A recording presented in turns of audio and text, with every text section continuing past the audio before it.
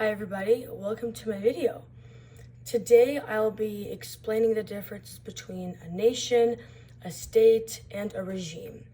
So these terms usually are something you're going to be hearing if you're taking political science, whether you are in high school, or whether you're just interested in politics. These are terms that you will most likely encounter. So I'm going to be helping you understand these terms as they can be very complicated.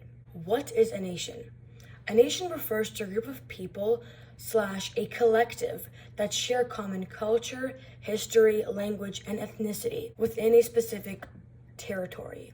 For example, in Egypt, most of the nation, the people within that collective, speak multiple dialects of Arabic, they're mostly Muslim, and they go to the mosque.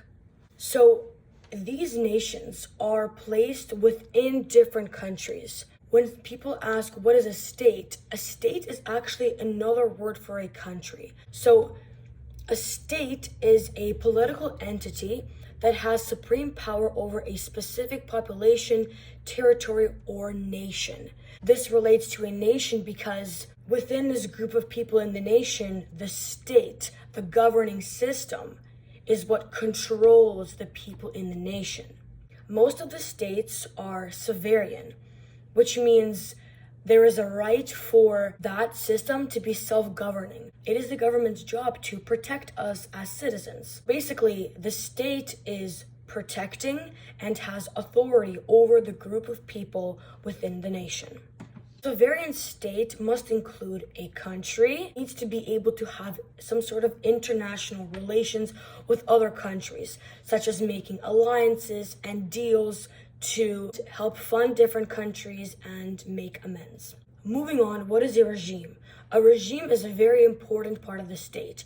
It is the implicit or explicit rules / making procedures within a government that give action in the area of international relations.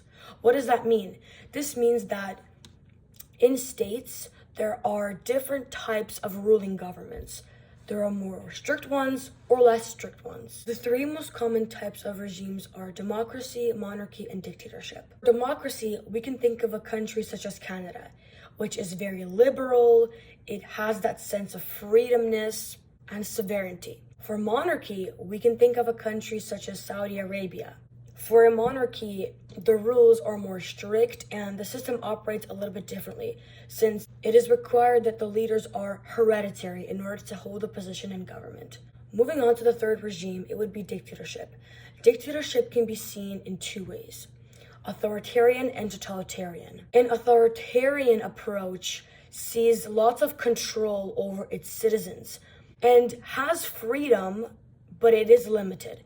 An example would be Russia, where speaking out loud against the current president, Vladimir Putin, would lead to consequences, which we would never see such in Canada.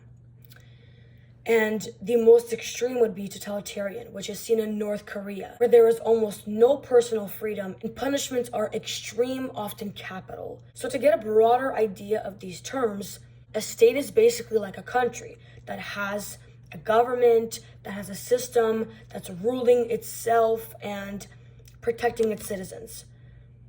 There are different types of governing structures in the state, which would be the regimes. And the groups of people that live within these states are called the nation. Thank you so much for watching this video.